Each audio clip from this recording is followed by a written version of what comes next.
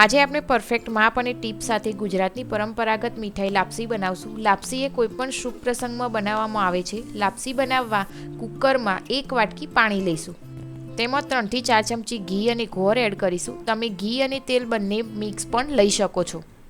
ત્યારબાદ ઢાંકીને ઉભરો આવે ત્યાં સુધી બરાબર ઉકળવા દઈશું। બરાબર ઉકળી જાય એટલે 1 વાટકી જાડો ઘઉંનો કરકરો લોટ એડ કરીશું।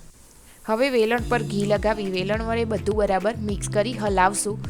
હવે ગેસ પર લોઢાની તવી મૂકી કુકરને તેના ઉપર મૂકી દઈશું, જેથી લાપસી નીચે ચોંટે નહીં, અને 2 થી 3 મિનિટ જેવું બરાબર ચડવા દઈશું। લાપસી બરાબર ચડી જાય એટલે તેને ગ્લાસ વડે ભાગી દઈશું।